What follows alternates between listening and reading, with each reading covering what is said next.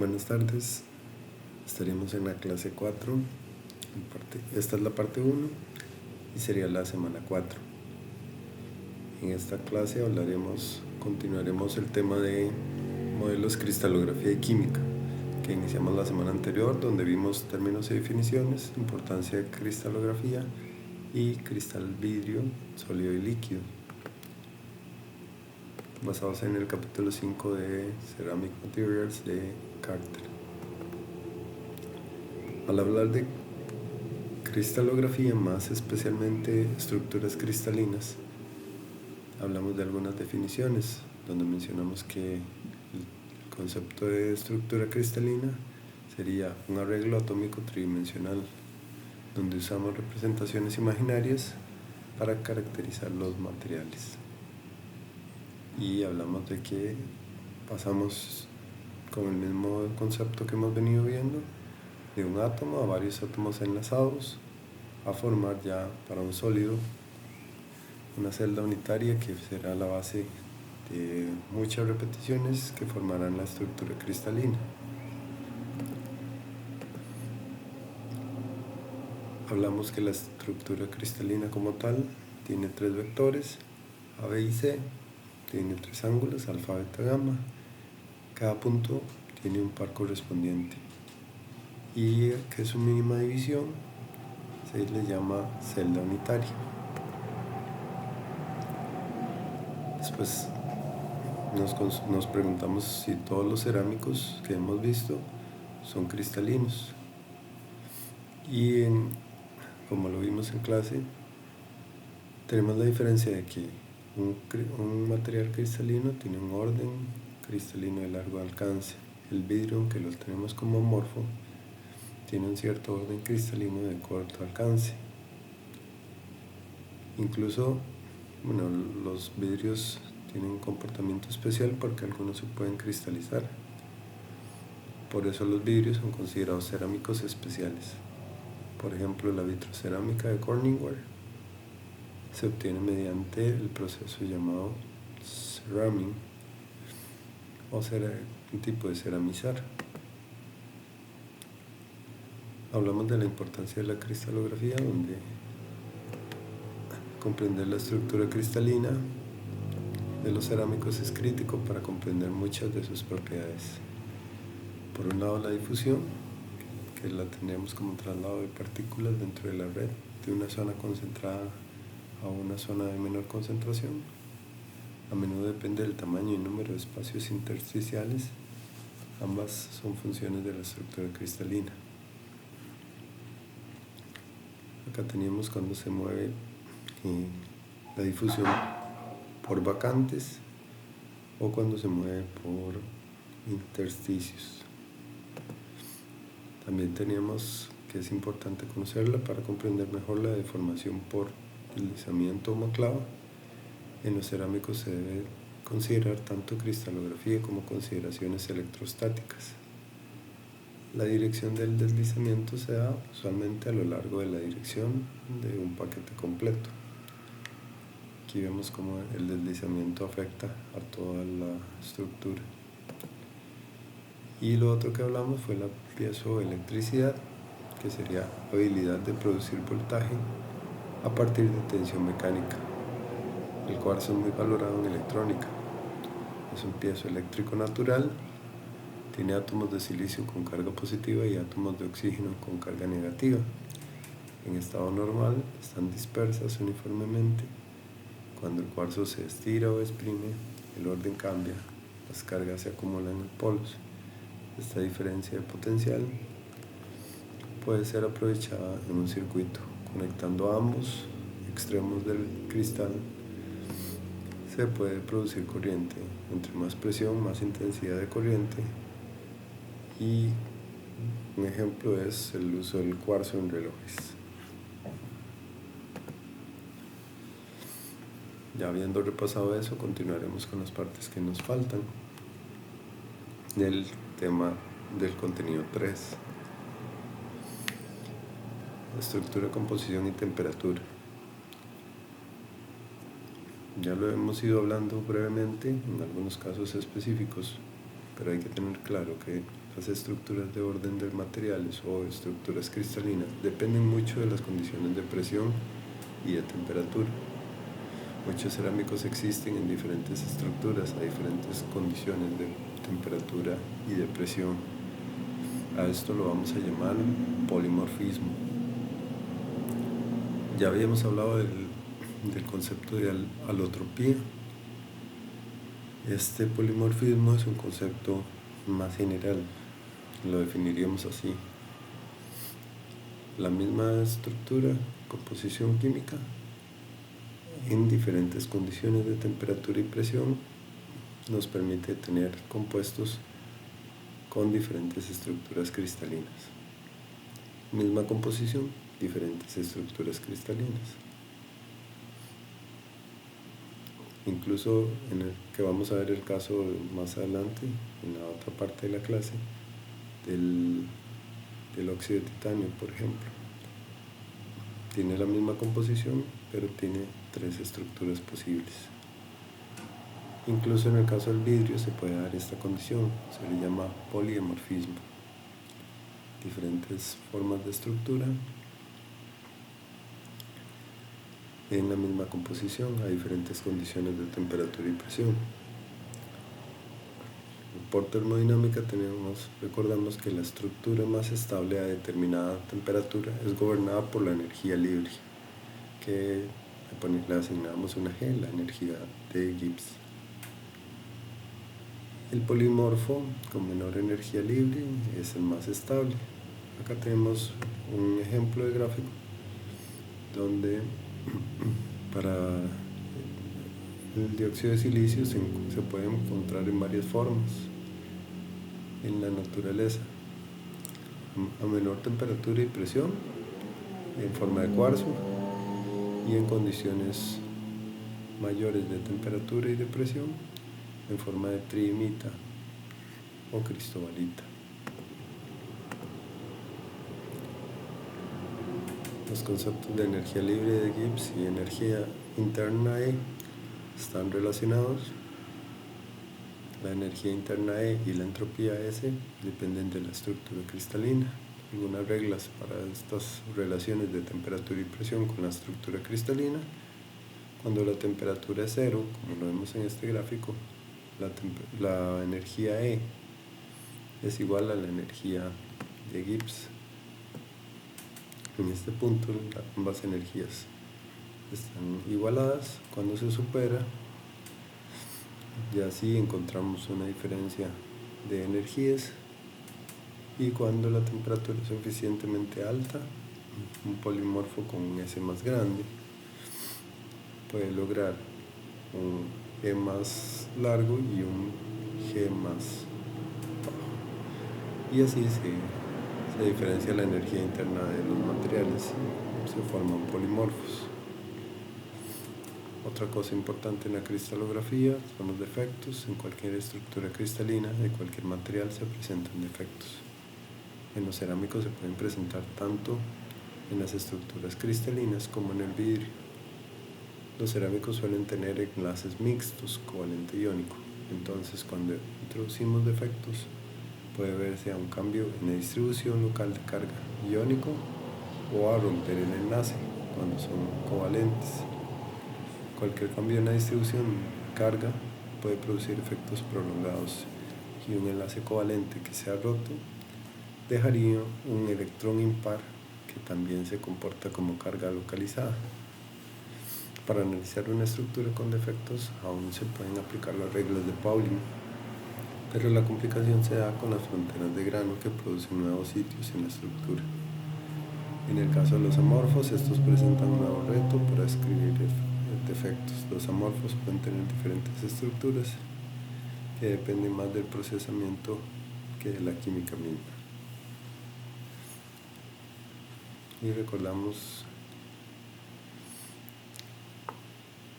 que si es dimensión 0, tiene defectos puntuales, y si estos aumentan, el defecto va siendo más profundo en el material. Defectos puntuales defectos en las líneas, ya en las superficies, en las fronteras de grano y fronteras de fase, y ya un defecto a nivel de volumen. Sistemas cristalinos. De los cursos iniciales de materiales teníamos que los científicos Bravais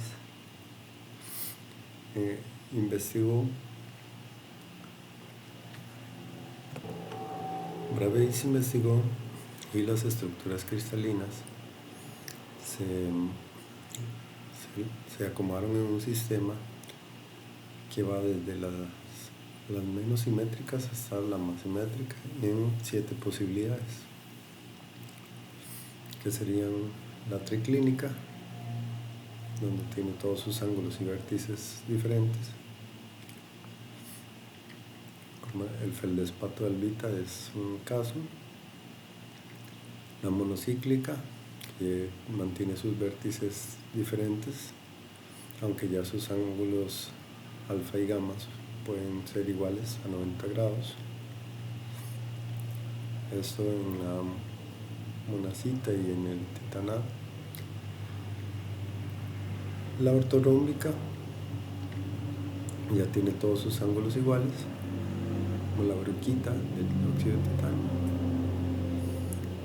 El sistema tetragonal, que ya tenía sus vértices A y B iguales, como la circonia y el rutilo. La hexagonal, en la que igual existe una semejanza en alfa, beta y en los vértices A y C. Este lo tiene la bolsita, el alto cuarzo. El sistema trigonal, que es como la ilemita, la calcita, donde tienen sus vértices iguales y sus ángulos iguales, aunque son diferentes a 90 grados. Y el sistema cúbico, que es ya el más simétrico, que tiene todos sus vértices iguales y sus ángulos iguales a 90. Redes de Bravais lattice, es un concepto fundamental en la descripción del sólido cristalino. Especifica las unidades básicas que lo conforman. Acá tenemos el sistema cúbico con 3 ejes de rotación en el medio, y así los identificamos como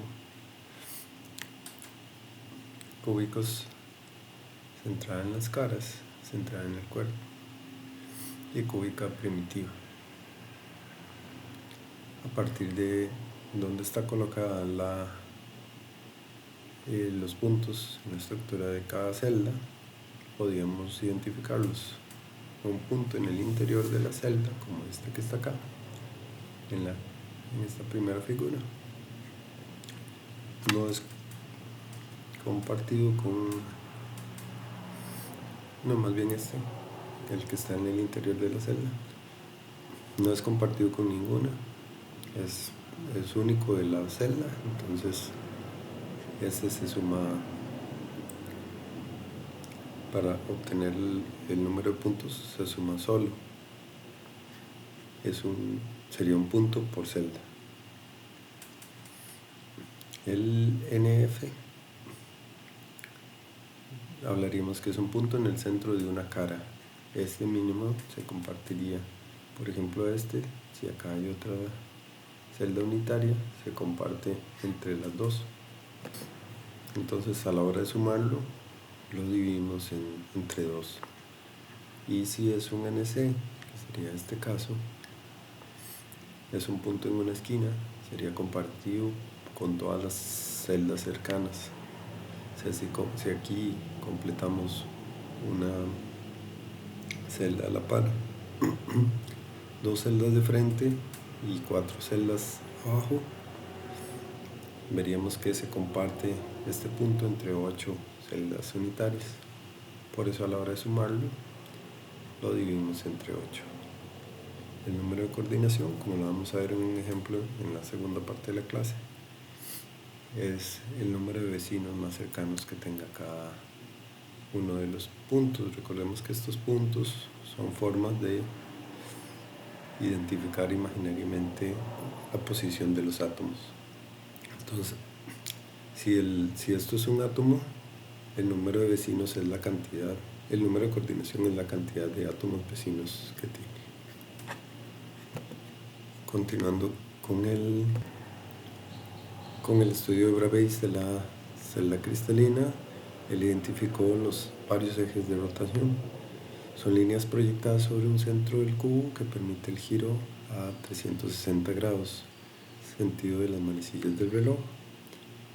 Los cristales pueden tener ejes que formen 2 pliegues, 3 pliegues, 4 pliegues o 6 pliegues, manteniendo simetría traslacional. Acá tenemos un eje que lo atraviesa en el punto, o puede ser un eje que lo atraviese en las esquinas y le dé estos diferentes grados de libertad. Tenemos lo que es el plano espejo, un plano de simetría que parte la estructura en 2, de forma que genera un efecto espejo que le llama plano M. Un centro de simetría ubicado en un punto del plano que genera idénticas características hacia todas las direcciones de la estructura, y un eje de inversión que le permite a la estructura girar y cada punto que gira alrededor de él.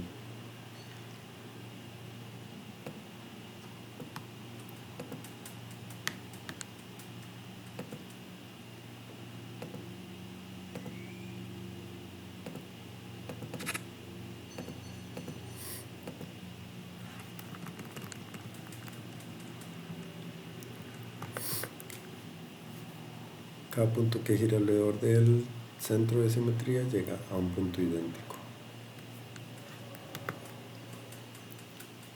Simetría y cristalografía.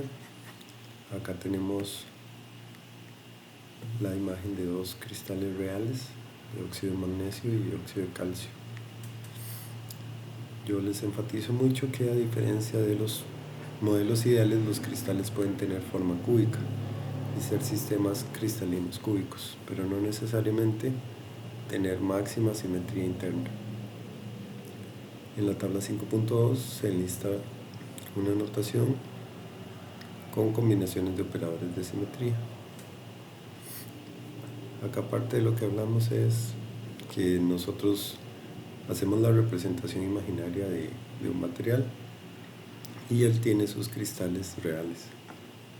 Estos cristales están llenos de defectos por dentro y la estructura cristalina no considera muchos de esos defectos. Entonces, la estructura cristalina es más ideal que la condición real de el cristal del material.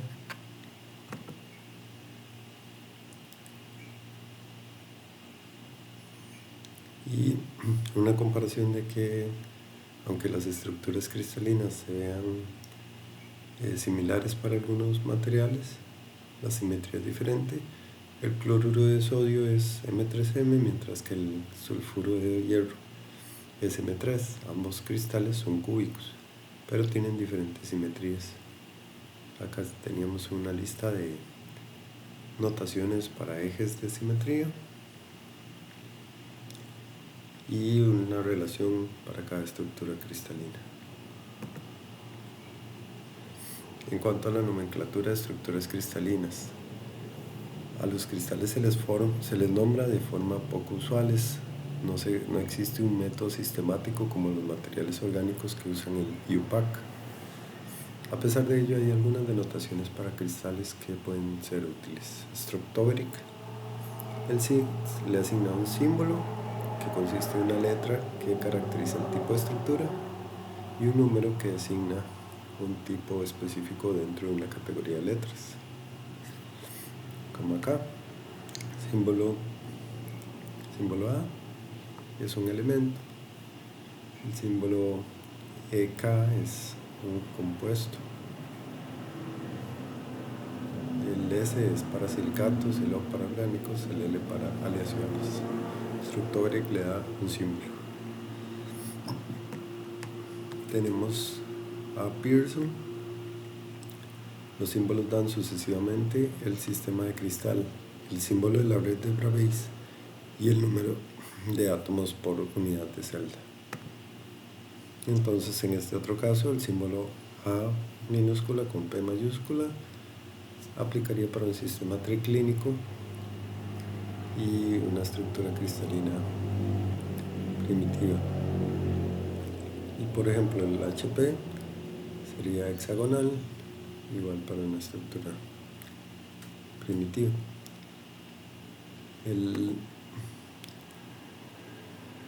Entonces, por ejemplo, un grupo FM3 para un prototipo de cobre, Structoveric le pondría A1 y Pearson le pondría CF4.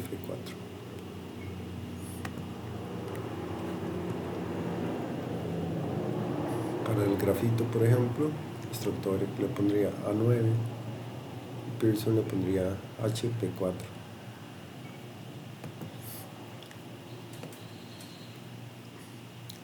Puntos reticulares, direcciones y planos. En cada celda unitaria tenemos definidas las longitudes de una celda A, B y C. Para analizar, identificar y denotar los planos y caras de cristal usamos los índices de Miller. Por ejemplo, si tenemos estos planos ubicados en el interior del cristal o sus caras, ¿cómo los analizamos? De esto vamos a tener una práctica en la clase 5. Pero los conceptos generales eran, por ejemplo, un plano como este que está acá, lo identificaríamos, todas las longitudes de la celda equivalen a 1. Entonces, si partimos de este punto, si este plano no se considera, solo este, partiríamos de este punto, nos ubicaríamos en avanzar un valor X, 0 en Y y 0 en Z. ¿No? Recordemos que para eso tenemos ciertas reglas que ahorita vamos a repasar y que nos permiten la denotación. Como los símbolos se obtienen de inversos, de fracciones, entonces por eso a veces nos aparece un 2 porque estamos a un medio de la dimensión. Cuando son en varios puntos, nos ubicamos en avanzar en varios ejes. Y cuando tenemos un 1 con una marca superior, entonces es avance negativo. Si son triángulos internos, los tenemos como con todos los índices completos. Esto lo vamos a ver más adelante. Lo primero que vemos es esta guía.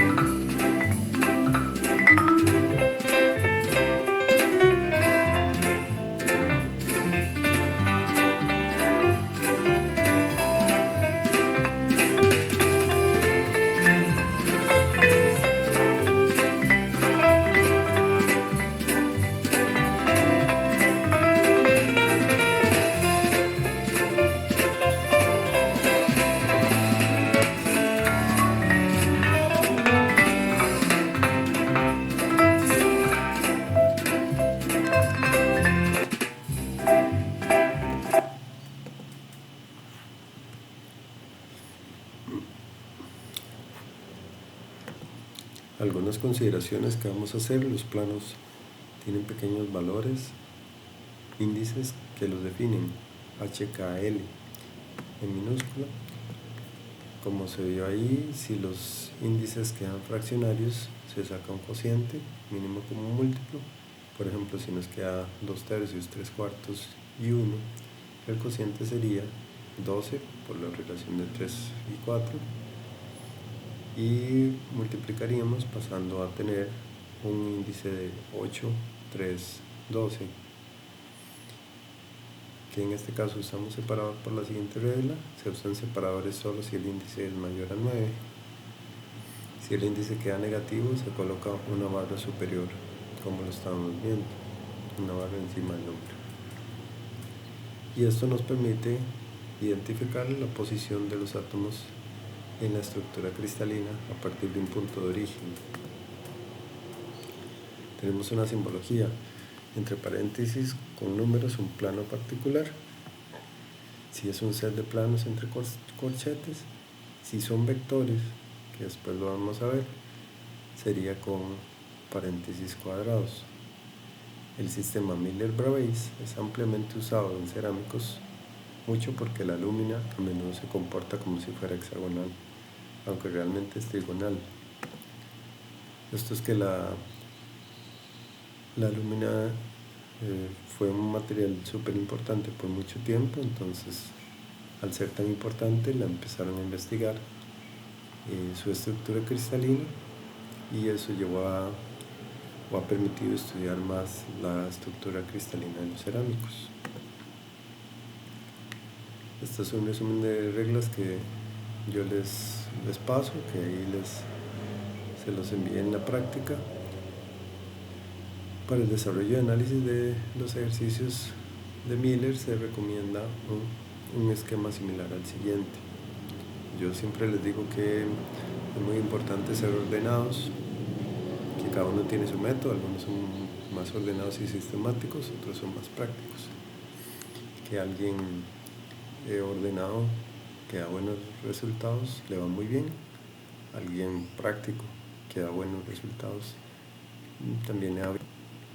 Alguien que es ordenado que no consigue buenos resultados tiene que cambiar un poco algo del método, afinarlo. Pero alguien práctico que no da buenos resultados sí va a tener problemas a mediano y largo plazo. Entonces, el que pueda ser ordenado y anotar los esquemas de esta manera sería súper bien. Así se facilita mucho el análisis de algunos casos. Por ejemplo, tenemos este caso donde identificamos, lo primero, inicie ubicando el origen. Ubique un punto en una esquina o punto intermedio en el que pueda observar que el plano interseca al menos uno de los ejes. Entonces acá tenemos, nos podemos ubicar tradicionalmente, este es el origen por defecto. Entonces si nos ubicamos acá y tenemos este plano señalado en celeste, para identificar sus intersecciones, en X nos desplazamos una unidad, en Y nos desplazamos una unidad, y en Z no vamos a tener intersección. Entonces colocamos las intersecciones, una en X, una en Y, infinito en Z. A eso hay que tomarle, bueno, aquí les sigo con esto, es buena práctica colocar coordenadas a cada punto del plano que interseque los ejes. Si pueden hacer esto de acá, identificar cada punto con ordenadas también. Defina las intersecciones de todos los ejes en la tabla, ya las pusimos. Determinen los inversos. Entonces, el inverso de 1, el inverso de 1 y el inverso de infinito. El índice de Z nos daría 0. Si algún inverso queda fraccionario, se debe aplicar mínimo común múltiplo a todos los índices para convertirlos en valores enteros. En este caso no sucede. Denote los índices con paréntesis, usando barras cuando son valores negativos y puntos cuando haya índices superiores a 9. En este caso tampoco sucede y vamos a tener que los índices son 1, 1 y 0. 1 en X, 1 en Y y 0 en Z. Y bueno, esta es parte de la práctica que les envié. Esto lo vamos a trabajar más en la clase de la semana 5. Algunos ejercicios para que les quede un poco más claro.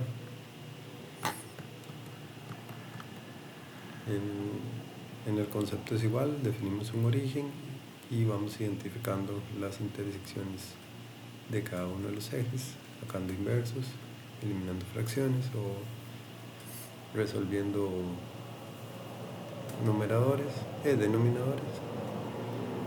y finalmente expresándolo de la manera correcta. Entonces, que si pueden, vayan haciendo esta práctica y en la clase 5 lo vamos a trabajar. Esto sería la parte 1 de la clase 4, que sería terminar de ver el tema de cristalografía y de estructura cristalina simple. Ya les pasé la parte 2, donde vemos estructuras de compuestos binarios y estructuras cristalinas complejas. Buenas tardes.